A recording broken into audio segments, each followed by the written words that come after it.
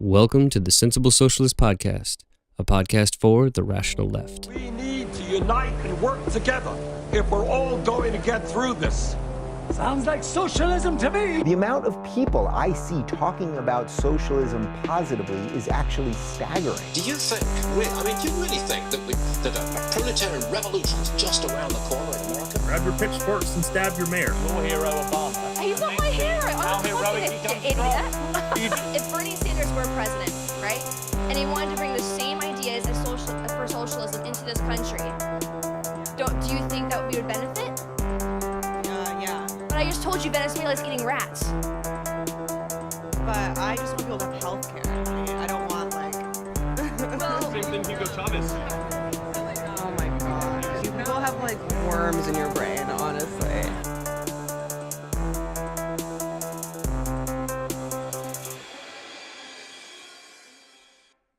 All right, this is a special episode of the Sensible Socialist today. Today joining me is someone very dear to me. It's my wife, Alka Mysore. Alka is an organizer with Socialist Alternative in Washington, D.C. She is a software development project manager at a company out of Iowa and is also an immigrant to the United States from India. She came here about 10 years ago to come here to study and has decided to, and always kind of thought that she would stay. So what I wanted to ask Alka to talk about was both her immigrant experience and then how her experience or perspective has changed since becoming a socialist. And I think that what she has to say is really interesting and enlightening, and the advice that she has to give to other immigrants and to other just regular working class people is really invaluable. So without further ado, here is Alka Mysore.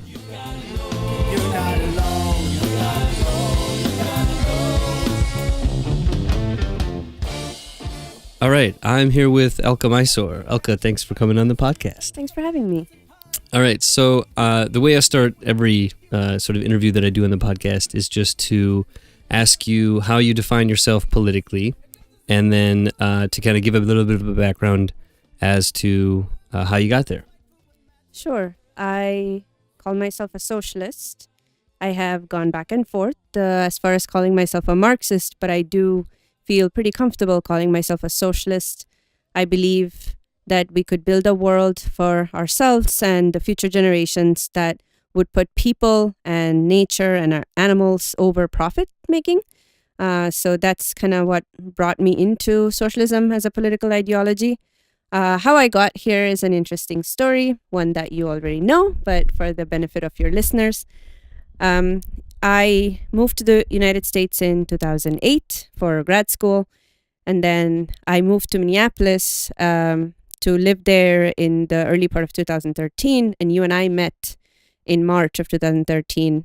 When I first met you, I didn't really understand socialism. I didn't really understand capitalism. I didn't know what these shorthand words meant.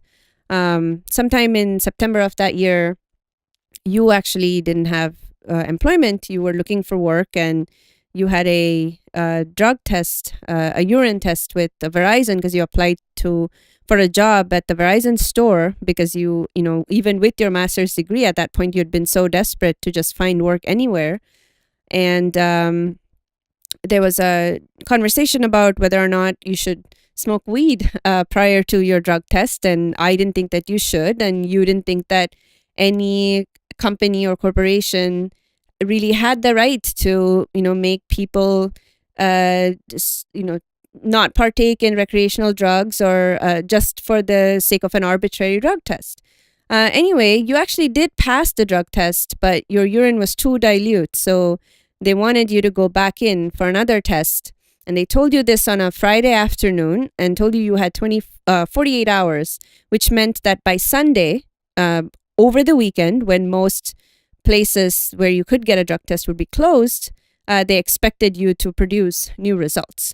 And my first reaction was to get upset with you, which was to say, wow, you really messed up. You had this opportunity to get a job and you chose not to do all the things that you should have done to get that job.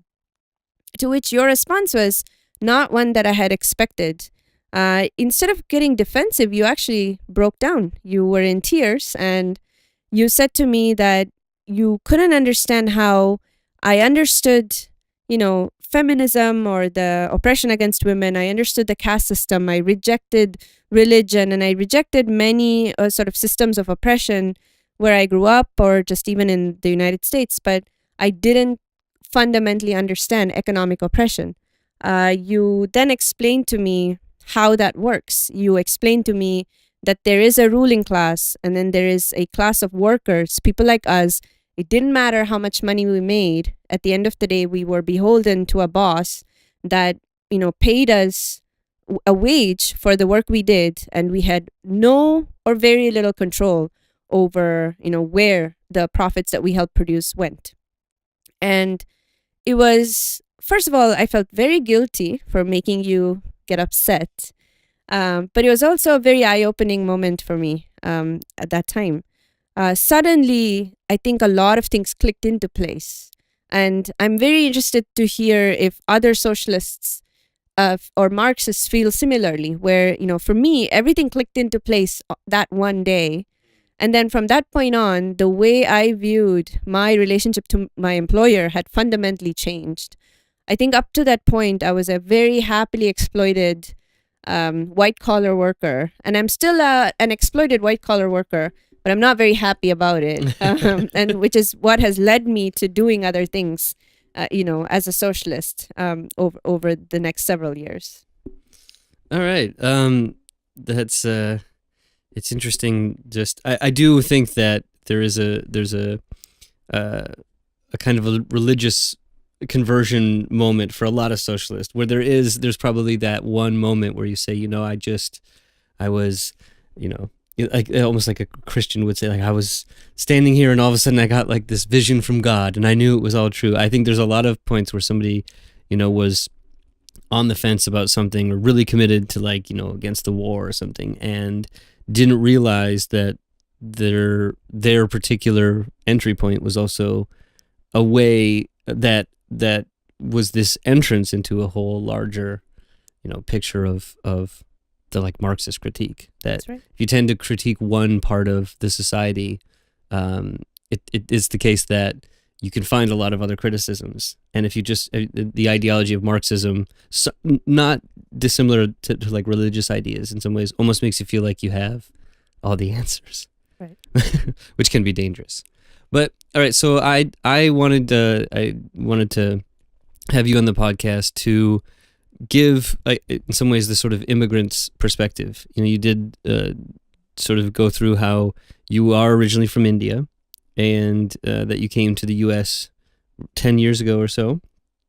And what I am kind of curious is just the trajectory as to how you got here. So a little bit about when you were really little, and then the experience that you had actually growing up in India. Was this desire to move to the United States always there? Did it come up because of some reason? And just kind of maybe give a bit of a background. Sure. My parents are both very well educated. My father has a PhD and postdoc from UC Berkeley. His PhD was from India. My mother has a master's in civil engineering. She recently retired, having worked for several decades with the state government of my state, Karnataka, in India. My parents both grew up poor, but really focused on academics as a way out of poverty. And it worked for them. They had economic opportunity. They also worked very hard. And my family did live in the United States for a very short period of time when I was very young. So when my dad got the opportunity to do his postdoc in UC Berkeley, he came here first by himself, spent 6 months, got really lonely, and then he decided to invite my grandmother, his mom, and my mother. And then, of course, I was a 2-year-old, so my mom had to bring me along. I don't remember much of it, but we lived in Berkeley. I remember a little bit. We lived there for about 2.5 years. So around the time I was 4.5, it was time for us to go back. And my mom actually had my sister in the U.S. So she was a U.S. citizen. Neither of my parents got jobs to help us kind of stay back here on a more permanent basis. My grandmother, who was pretty conservative and also very old, made the case that since my parents had 2 daughters, it would not be right to raise them in the United States, a country that didn't have much of a moral compass. So we had to go back to India. As compared to India. Yeah. So for we women. went back to India. Yeah. And this was in 1990. And then I was educated. I had got my primary education in India. And then my dad especially, but both my parents always encouraged us to consider getting a higher education in the United States. I don't think they really wanted us to live here. When I say us, I'm talking about me and my little sister. But I do think my dad especially really, I think he, from time to time, he would change his mind. You know, there were times when he saw something in the news, oppression against women or having someone's opportunities taken away from them. And he would say, I would really like if you lived in the US. You know, it's a free country and there's a, you know, you can get a better education there. But on the other hand, he would also read stories about the same so-called moral fabric of the United States kind of not held together. And then he would say, oh, you know, our culture is better. Yeah, I really hope that you get an education there, but move back to India. Was that always the case? Was it sort of always this do well on this test because maybe one day you want to study in America? Not really, but there was always the you must do well on this test kind of pressure.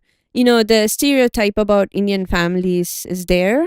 A lot of us, our parents, encourage us, or I would say sometimes force us to get into medicine or engineering as 2 primary professions. And a lot of us, you know, work hard and do well and have the opportunity, which is the more important thing. Not everyone gets the opportunity, whether it's money or the ability to actually, you know, afford to go to school. But they always encouraged us to do well in school. And I did, because I didn't have much else in the form of interests or, I mean, talents. I also learned Indian music and Indian dance for a long time. But I think, you know, there was never this illusion that those would be a door to having a professional career, you know, in music or dance. So it was always, you know, do well in school, get a degree, and then either go to America or get a higher education in India. That was always become encouraged. basically like your dad. Yeah, or my like mom. your mom. Yeah. Right. Okay. Would you say you grew up economically, or like, would you say you were privileged comparatively? Yeah, I think so. I mean, even though my parents grew up poor, they had decent jobs and steady jobs, and they both worked at their respective jobs the entirety of their careers. So they moved up in the ranks. My father especially had a lot of opportunities to travel overseas, and so we had, you know, I have to say, as well-read and well-traveled as my parents were, they were still pretty conservative as far as raising their children. But we did have exposure to, you know, other things, other places, how the world was. And we had money. At least my parents had money. But because they grew up in poverty, they were pretty frugal. They didn't like to spend money willy-nilly. They didn't like to buy us anything we asked for. But they made sure that we had a roof over our heads, and, you know, when possible, they would take us on vacations. And if anything got in the way of us having a, you know, sort of a happy childhood in which we were able to enjoy all the money that my parents had made, it was that they were just so busy, and they did prioritize their work a lot. Did you, while you were growing up in India, especially getting into, you know, being a teenager and kind of becoming an adult, was there something, I guess, were you relatively like happy and content, or did you find, you know, there to be problems with the society that you really had significant issues with? Were you were you sort of sheltered, or did you get sort of smacked in the face by the poverty and things like that in India? Yeah, I mean, even though we had a pretty sheltered upbringing, but we were still exposed to the inequality and oppression around us. It was pretty easy to see that in India. There's a lot of people, and the class division and caste are pretty apparent. It's hard to escape that, especially class division. And I don't know if people necessarily pay attention to that part about India, because we all talk about the caste system. We don't have the race issue because everybody looks the same, and so there's no immutable quality to use to oppress against your fellow human. But the caste issue is still there, and the class issue is pretty rampant. A couple of examples come to mind. There was labor is not expensive in India, and so even an average middle class family could afford help. So we could afford to pay for a lady or two that would come home and do our dishes and wash our clothes and clean the floors and clean the toilet, which and is a like privilege that. in America. Indeed. And also here there's a very much a I'll do my own work mentality, which isn't necessarily the case in India, I think. I mean, people take care of their own stuff, but there is still a status or a stature that you enjoy if you're able to afford a help around the house. So we had a lady that was obviously of a lower caste who was relegated to cleaning people's toilets. That was her job. She was also a city worker. She actually cleaned the streets, and then as a side job, she would go to people's houses and clean our toilets once a week. And the whole ritual or process was she would come, put bleach or whatever on the toilets, clean it, and then my mom would either give her money or, along with money, coconut or food or coffee or something. But she always had her own dishes that she used, and we couldn't touch her. And for a while, the lady that came regularly stopped coming, but her daughter would come help clean in her place. And her daughter had a 6-month-old baby that she would bring with her.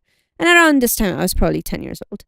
And the baby was just the cutest little baby ever. And who doesn't like babies? So I wanted to play with her, and I would make her laugh. And, she just giggled all the time. And my grandma made it very clear that we were not to touch the baby.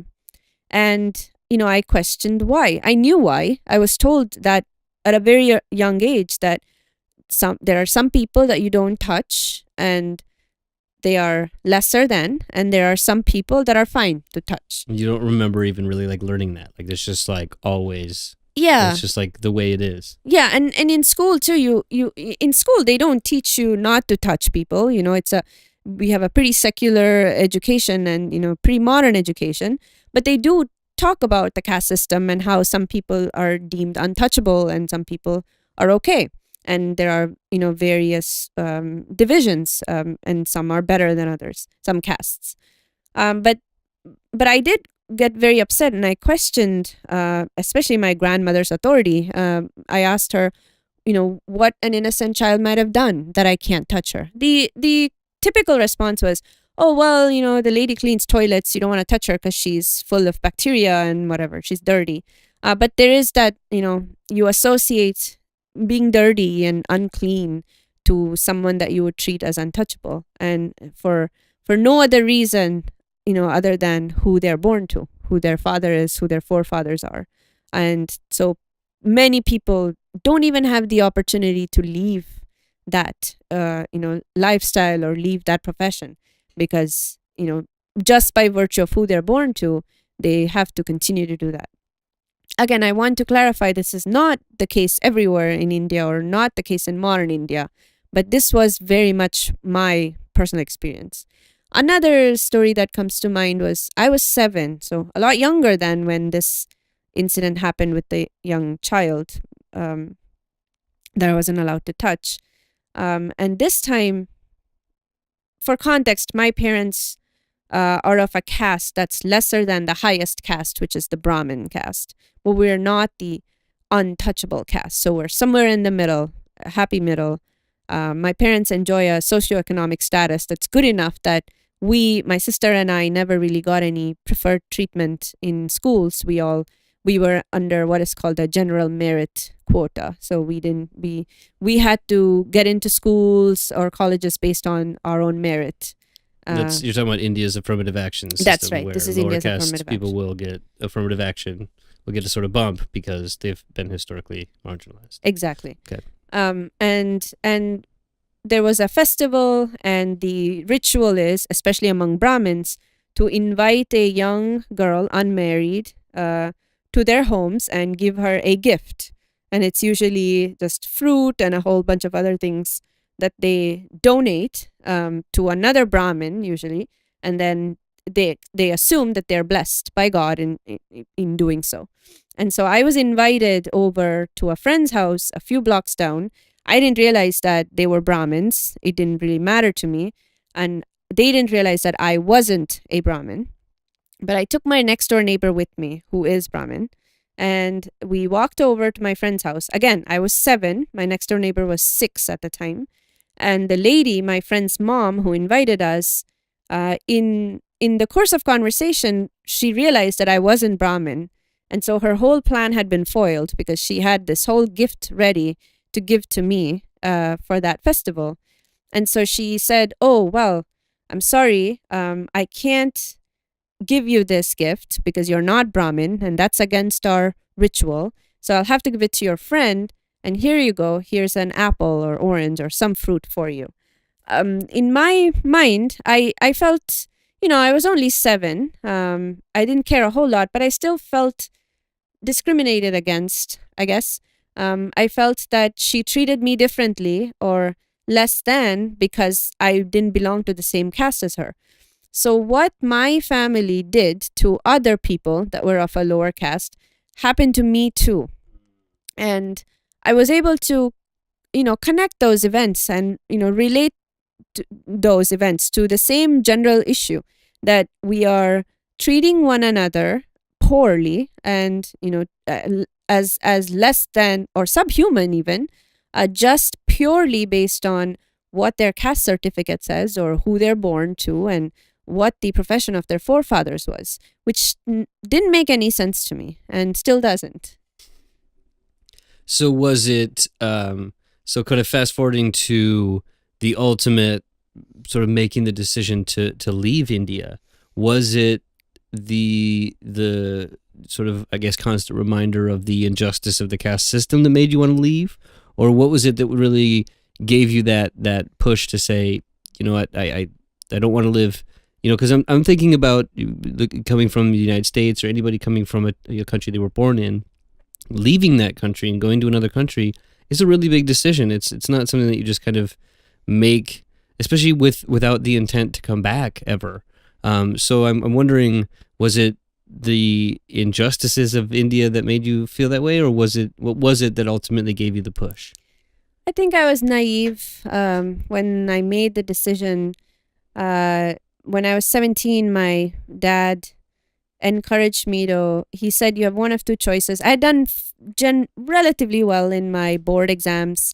Can you explain what a board exam is? Yeah, in some state, depending on the state, you take these exams across the board. Every student finishing their 12th grade takes these exams, and then depending on your score, you get placed into medicine or engineering, or if you don't do well enough to get into either professional course, you do something else, like sort of like an SAT or an ACT. Yeah, I think an ACT or SAT. Just that everybody has to take them. If you want to. If you don't want to take the boards, then you don't study. You don't get into professional courses. You probably study something else, like even law or a bachelor's in science or general, bachelor degree. But if you want to get into engineering or mathematics or medicine, you do take the board exams because you are evaluated against in comparison to your peers. Gotcha. And then only the best of you move on. And so you did okay. I did okay, but there is affirmative action. So there were those that did didn't do as well as I did, but by virtue of their caste, got into better schools or better programs. And then I didn't do so well that I could get a free seat, meaning barely any tuition in medicine, but my parents could afford to pay a little bit more to get me into, sort of a paid medical seat. Or I would have gotten into engineering schools. There are a ton of engineering schools. There are a lot fewer medical schools. But my dad, I remember, talked to me. He said, look, if you want to get into medicine, great. I'll help you pay for it. Just remember, it's 10 plus years of education, but it's great. And you can help people. But if it's engineering, then after a 4-year degree, I will send you to the United States and I'll help you get there. And you can get a master's degree and get a PhD and get into academics. Either way, I would like for you to be some kind of doctor, whether it's a PhD doctor or a medical doctor. And at the time, I was a teenager. I just really wanted to get away from home. And my parents had, it had started to feel very stifling. There were a lot of rules that didn't make sense, in my household. I couldn't dress a certain way. I couldn't go out at a certain time. India is generally unsafe for women, but I really did, I was also a day scholar. I, lived at home and I went to school and I came back home. So, the idea of going to the United States became very appealing. And so I picked engineering. So I think right from the time I turned 18, I had a one-track mind, finish school, enjoy school as much as possible, learn as much as I wanted to, and then get the fuck out. I was very focused on getting away from my family, getting away from India. And so honestly, it was a pretty selfish decision. It's a long way to get away. But that was the idea is, get away. There was as far as you possibly can. Yeah, and I had no option to leave my parents' home and live somewhere else in India. That's not something parents let you do. Unless I went to some really super prestigious school where I had to stay in the dorms or something. You stay at home, you go to school, and you get married and you live nearby, which is pretty typical.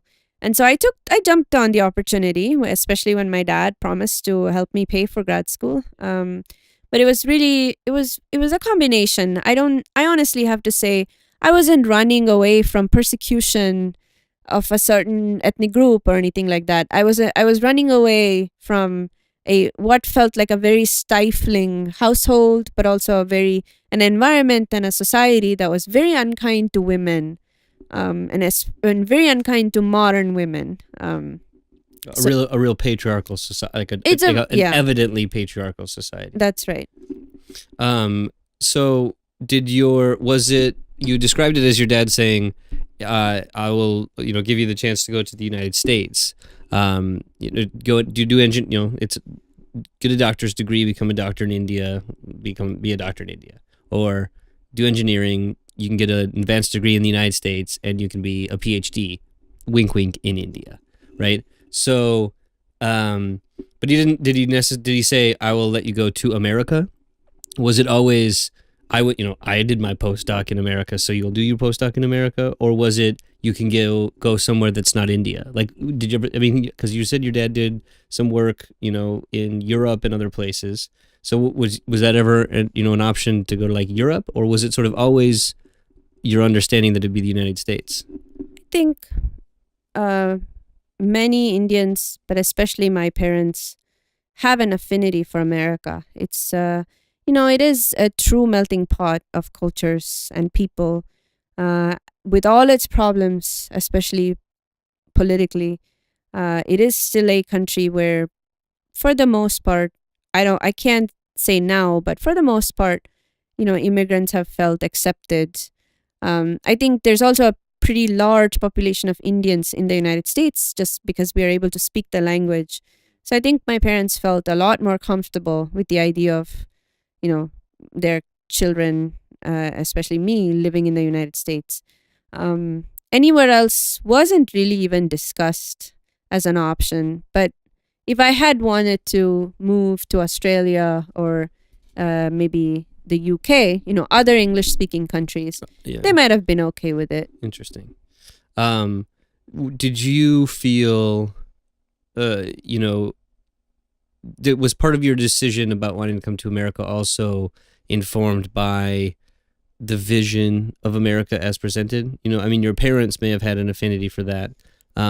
Did you have a particular affinity or fascination with the United States? Did you feel like you were propagandized or like subjected to a kind of public relations, campaign in order to get you to think that the United States is this shining city on the hill? Yeah, as I think Hollywood is a huge influence on many immigrants, especially young people. Music is, Western music is. I definitely subscribe to this image of America as this beacon of freedom and opportunity and cleanliness. I think everybody knows that India isn't the first country that comes to mind when you think of cleanliness and just general, like how you take care of your land and your structures in the country. So I really, those were things that I thought were very attractive about the United States. I understood it as a melting pot. That's what everyone tells you. And then my parents had their very personal experience, and they would show us photographs of when we visited, San Francisco or anywhere in the Bay Area, and everything just looked pretty and pristine, and the people were pretty. So we had this. I always had this image of America just being this perfect place where everything just worked perfectly, and everything took place on time. And yeah, my dad had explained to me the importance of being on time, being punctual, and not getting sick. Those were, he said, people don't like if you get sick in the United States, so don't go to work with a nasty cold, was one of the piece of advice he gave me. And also I think the other thing that was very attractive about Americans was this just sort of the adventure spirit that many Americans tend to have, which today I know that, again, you have to have opportunity and economic opportunity to even engage in those things. Your average working class person is working so hard, they don't have time to go mountain climbing, but maybe a white collar worker who works a lot less can. So those things were not very clear to me right away, but I did have this image of America much like it is presented in Hollywood. People, I really romanticized Hollywood's America. So it was always New York City and LA in my mind when I thought of the United States. And so if we fast forward to actually coming to the United States, you go to college, get the engineering, do the engineering work, and then you say, okay, I'm going to take up your dad's opportunity and go to grad school in the United States. And the school you decide is, of course, in Los Angeles, right, where Hollywood is, and where that image of America is created, right? No, that's not what happened. So explain your experience of coming to America. Sure. So I finished undergrad, and I wasn't very sure, to be honest, what I wanted to go to school for my master's degree. I very much was focused on getting the hell out of India. So it, in one way, it didn't really make a difference to me what I went to school for. So I should have thought about it a little more, but we all should have thought about what we went to college for. Right. But a natural sort of next step was getting a, IT degree or a master's in IT. But I picked a study or an area of study called Management Information Systems, which, people joke that it's the Miss degree because anybody that can't do computer science gets into the Miss degree because it's just a little bit easier. But it's managing the large enterprise software, the business end of technology. And that was easy enough, I thought, and appealing enough.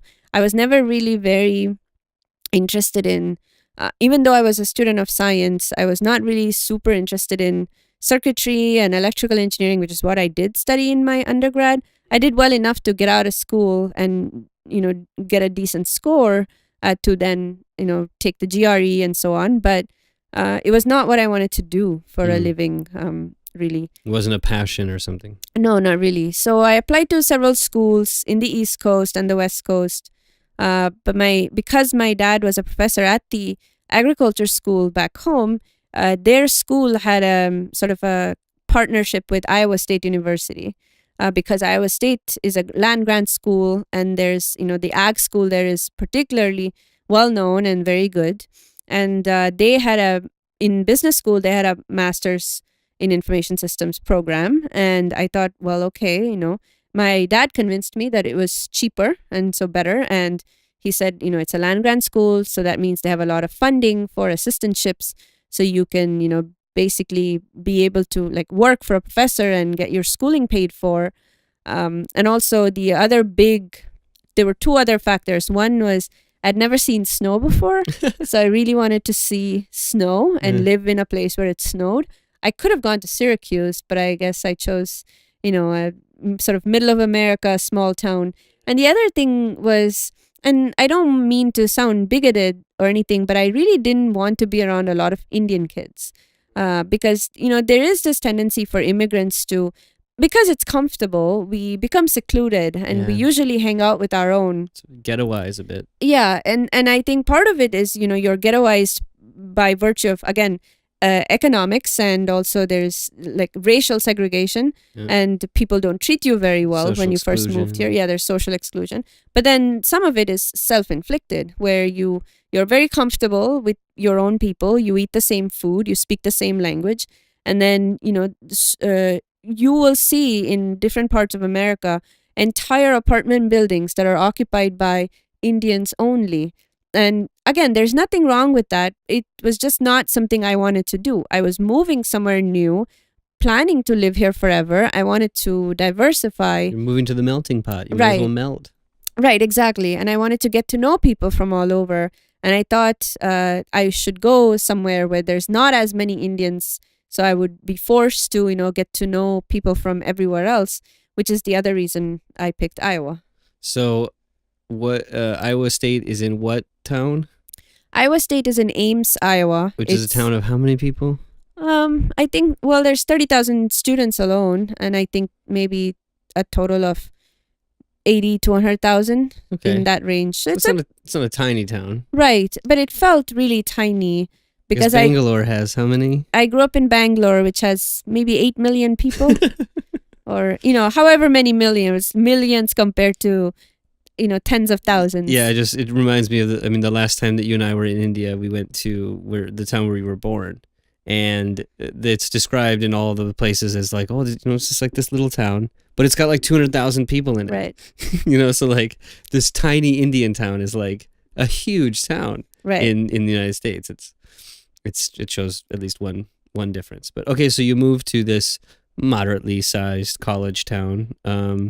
What was your experience like? Did it live up to the Hollywood created image? What was it like? No, it was very cold. I mean, I moved in the summer and summer was fine. I did move in with other Indians, my roommates, and we had a pretty sort of Indian lifestyle. I was 22 at the time. I had never left home before, so I had to learn to cook and feed not only myself but also my roommates, because that was our arrangement. And you couldn't afford help. Right, exactly. And we had to learn to cook and clean, and even learning how to do laundry in a bigger laundromat versus in our homes. That was new and different. I think getting used to the seclusion was hard. It, again, not that people are necessarily mean. Everybody's polite, especially in the Midwest. Everyone's very kind to you and nice to you, but you don't fit in. I didn't understand football and I didn't care to. So, many of my weekends were spent alone or with my roommates who also didn't understand football. School was busy. We were always very busy. So if we weren't studying, we were working so that we could pay our rent and not burden our parents, because our parents were already helping us pay tuition, and tuition was pretty expensive.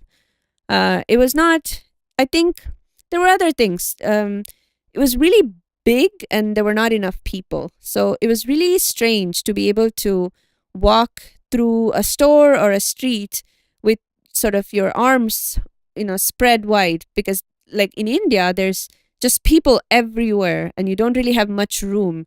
And as women in India, you learn to be very closed off because there's rampant sexual assault and eve teasing, but also just in general, you learn to be you make yourself smaller in India. And then here in the US, there was truly a lot of physical freedom. You could walk anywhere you wanted, wear whatever you wanted, and no one really questioned you, and no one really commented on what you did or when you went to bed, and what you ate and so on. So the freedom of it was very nice, but with the freedom, I think came quite a bit of loneliness, because again, no one's, so in India, everyone's all up in your business, and in the US, no one is. And so, unless you go out of your way to join groups and try to get to know people and make plans, and especially if you don't have a lifestyle that includes drinking socially and enjoying sports, the Midwest, especially some place like Iowa, can be very, very, lonely. And also food. Many Indians are vegetarians, not all of us, but several of us are. And it's hard to find food in some places, especially smaller towns, or still kind of hard to find food from all over.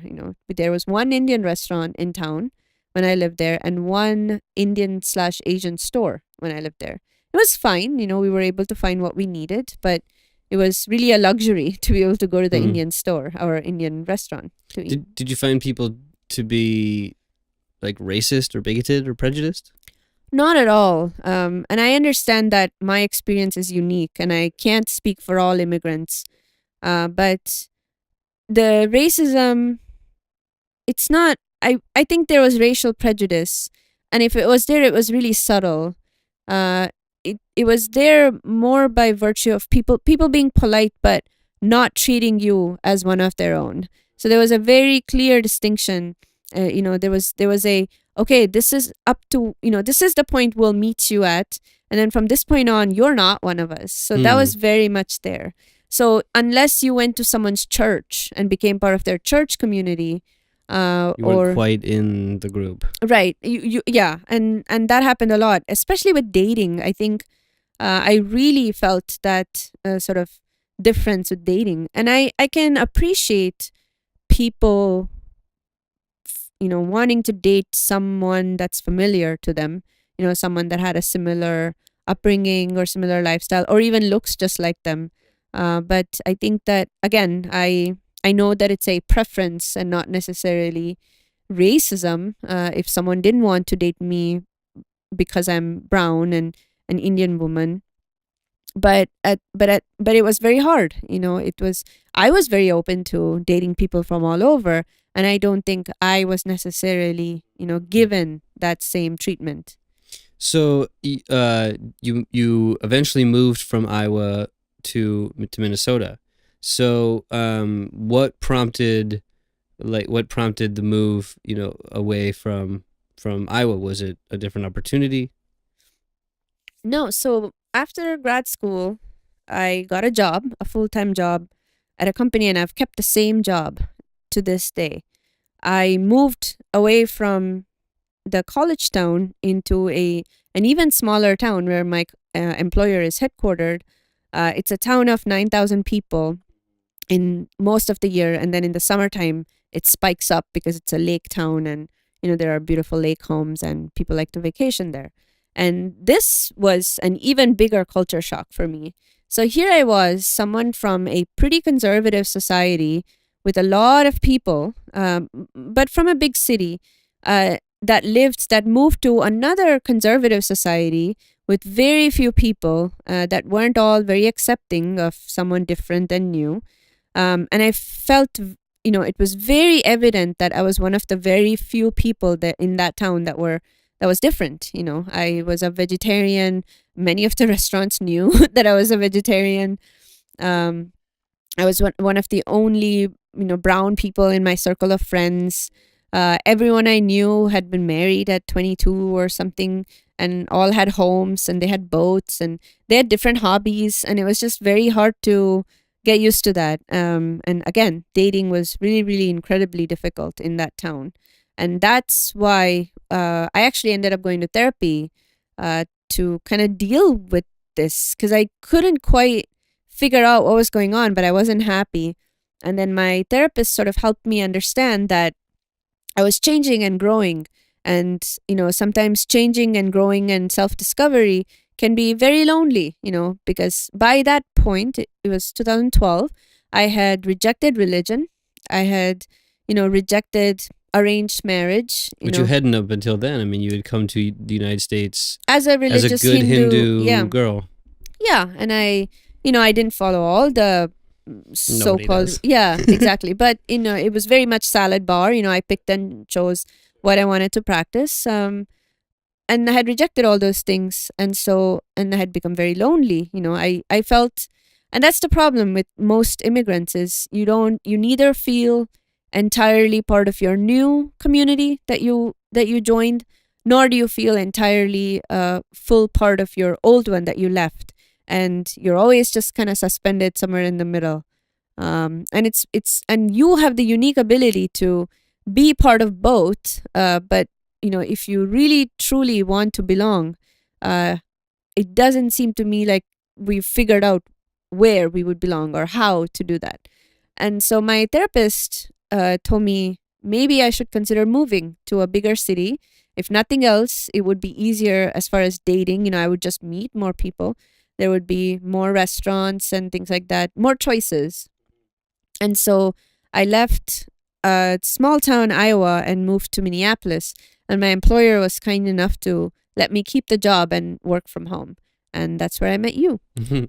And as you kind of described, it was sort of in the process of and partially because of several conversations and experiences that we had together that you sort of changed other parts of your perspective. And so you said before, that you were in some ways a happily exploited worker.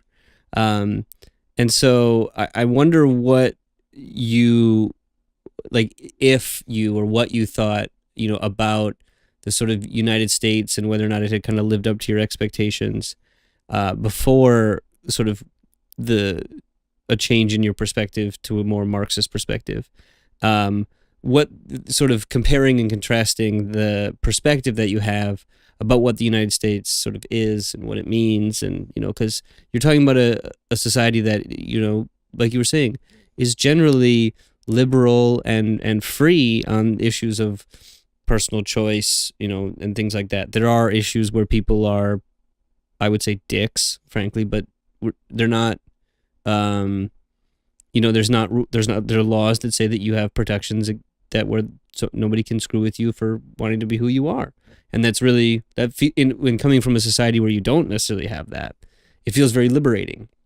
But it isn't as if the society is totally free and totally without problems. And in some ways, you felt it because of your immigrant experience and being lonely and things like that.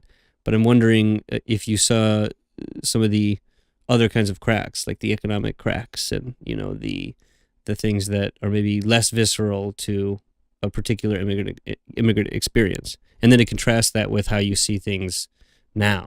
Sure. I think, I didn't have much in the form of disappointment with America and my choices before I became a socialist.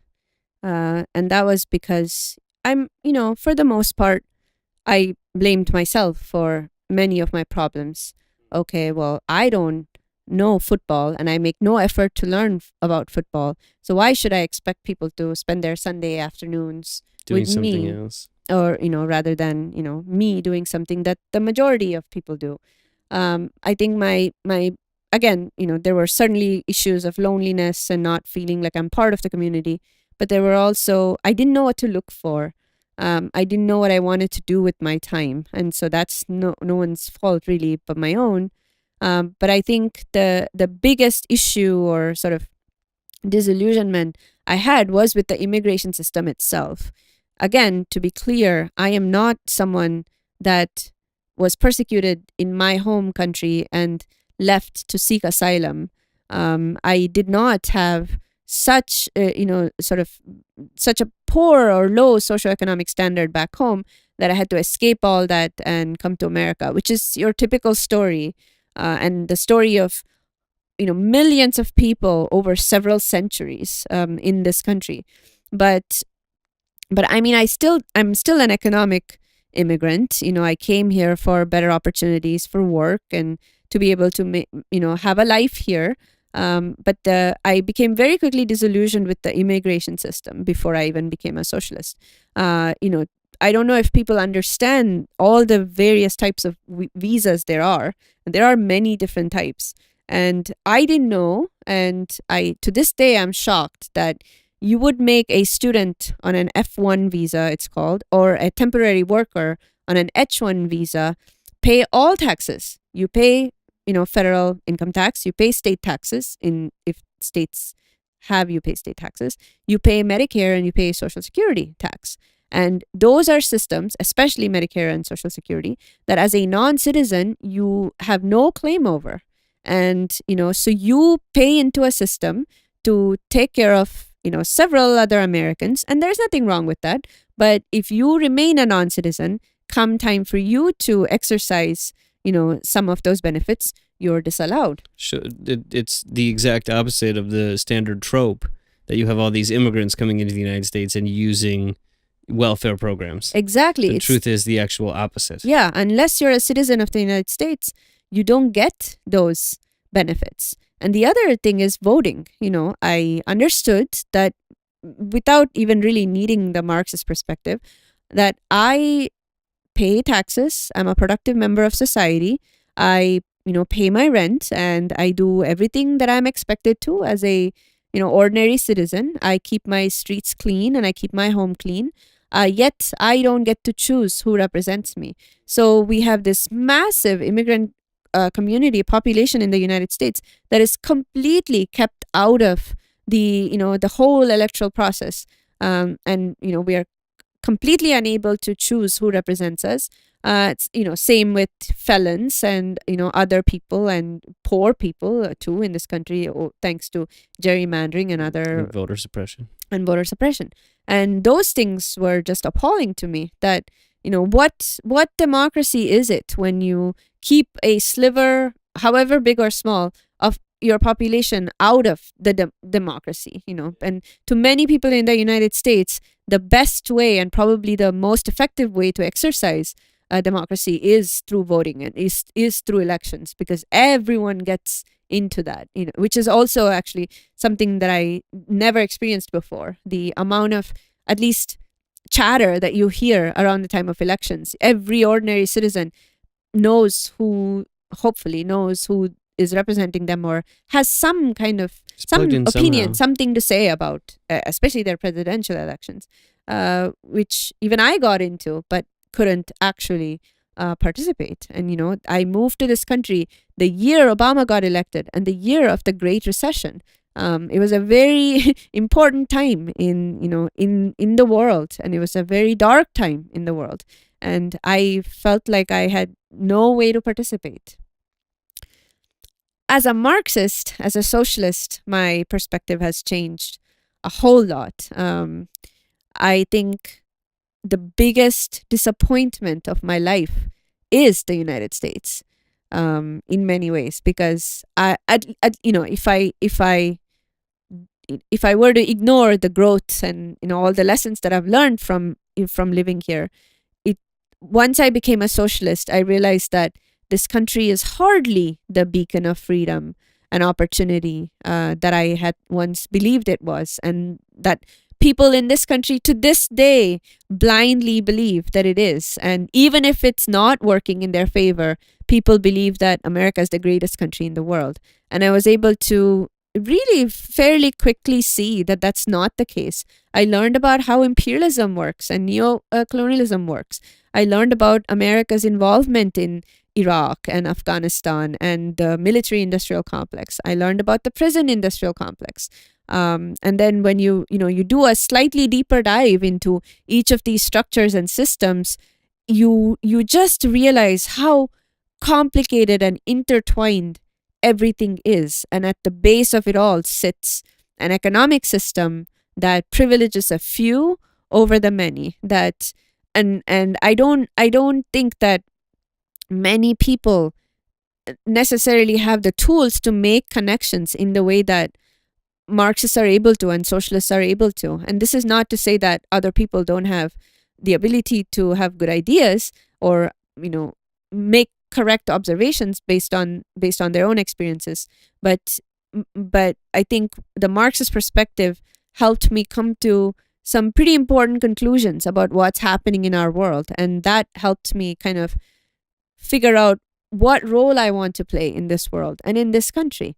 And if I had not been a socialist, I would have never thought to, dedicate my free time and my spare time into working with other people that are in need, people that need some help to kind of liberate themselves from the shackles of all of these structures that we know are problematic.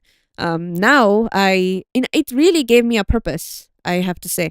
Otherwise I would have been any other immigrant, who works very hard, makes a bunch of money, knows how to enjoy their life, but doesn't necessarily contribute to the betterment of the society they're part of in any real way. And when you can't vote, the only other way you can do this is through organizing. And that's what I did, is I tried to become an organizer. And, I think I toe the line between activist and organizer, but I think nowadays I'm much more interested in long sustained campaigns, whether it's for housing or anything else that working class people are fighting for.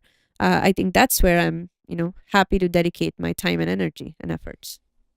So as I guess like a final kind of a question that sort of sums all of that up, or is able to encapsulate kind of your final thoughts on it, what would you tell an immigrant, or somebody from India especially, or even any other country who either wants to or is thinking about immigrating to the United States? And then what would you say to someone who has already made the decision and who just got here?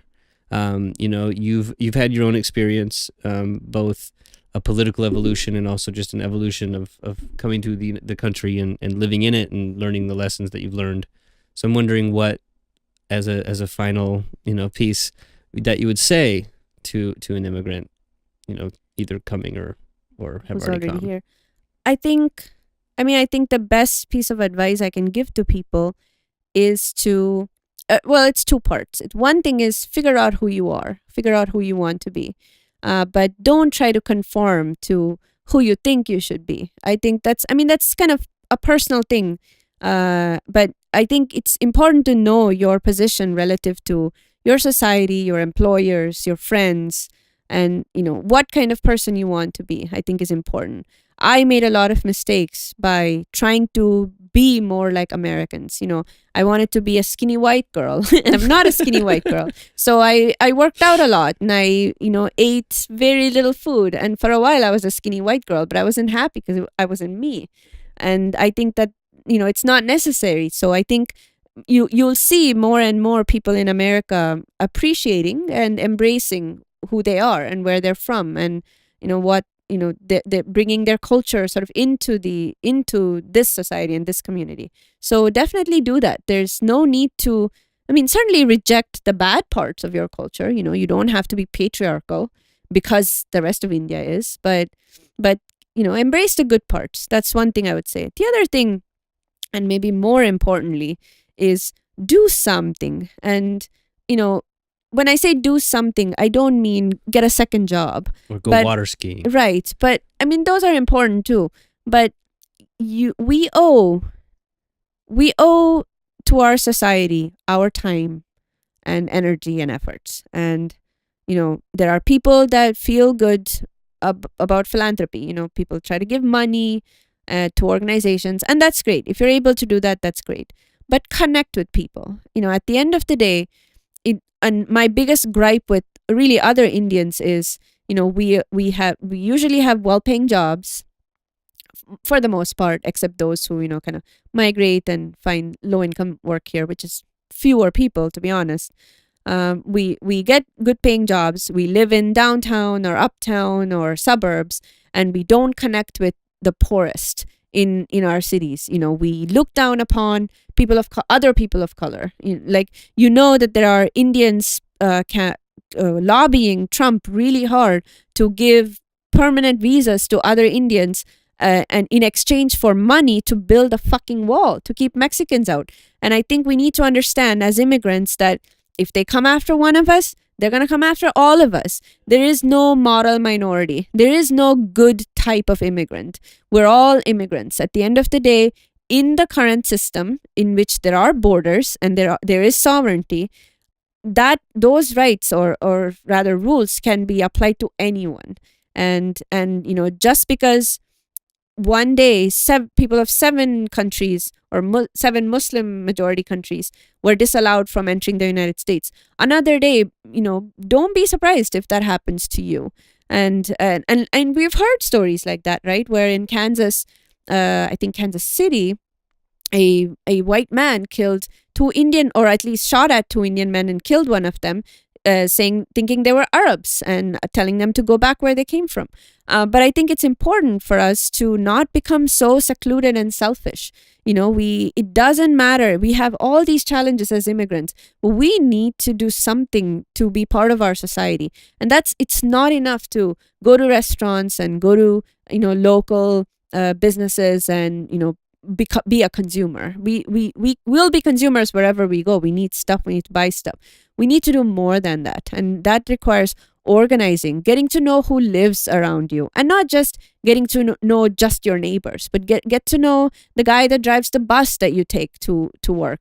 Get to know his family, get to know the kids, maybe kids in low income groups or low income neighborhoods, and do something. And it doesn't have to come from a place of I have more, so I'll give you some of what I have. We're all working class people. We all need to liberate ourselves. We're all exploited to varying degrees. But I think making human connections and building trust and building relationships is a big part of our struggle going forward. We're not going to be able to win major gains if we fundamentally distrust one another. And I think that's the best advice I can give to other immigrants is stop being secluded and stop thinking that you are somehow better than another group of immigrants. Well, I couldn't think of better advice. That's fantastic. So, all right. Well, thank you very much for, giving your perspective. And also, I really think it's helpful for people, particularly immigrants, if they're, meeting somebody who's like a socialist or something. There is obviously an understanding of like socialism in America. We don't talk about that. There's that hidden understanding. And I think, more immigrants who are out and out with, having that idea and not being scared about it and providing, and it being a connecting thread to, like a lot of people, anybody who's feeling alienated or disconnected or anything like that because of either their job or, that they're having that immigrant experience or whatever, can be helped by this idea, these set of ideas, understand that alienation, but can also, like you said, plug you into things that actually help you change the society. And so I think it's an invaluable experience. But I also think one thing that would be worth having almost a second discussion about was something I talked with the last guest, Mike Pappas, about the role of professionals. The idea that there's a lot of people, especially from India, are immigrating to the United States on H-1B visas, on, expert level visas. These are people that are highly educated, that are, getting degrees that supposedly Americans can't do and things like that. And so there's a tendency to see themselves as better than the one that comes here and becomes a cab driver or something like that, right? And so, but at the same time, the incredible skills you learn in professional, jobs where you're still a working class person and you're learning the keys for organizing, because as a software, project manager, you're learning interesting skills that are perfectly translatable to organizing in political spaces. And so I think a conversation about professionalism, the role of professionalism and organizing, would be worthwhile to have you on again to talk about. Absolutely. So if you're interested in doing that, we'll have to I'd love to come back. All right, cool. All right, well, cool. Well, that was, that great conversation, and we'll do it again. I love you. I love you too. Thanks for having me. All right, cool. If you enjoyed this podcast, please check us out on social media. Just check out Sensible Socialist on your favorite social media platform. And if you'd like to, check out Sensible Socialist at Patreon and throw a couple bucks our way. Thanks so much for listening, and see you next time.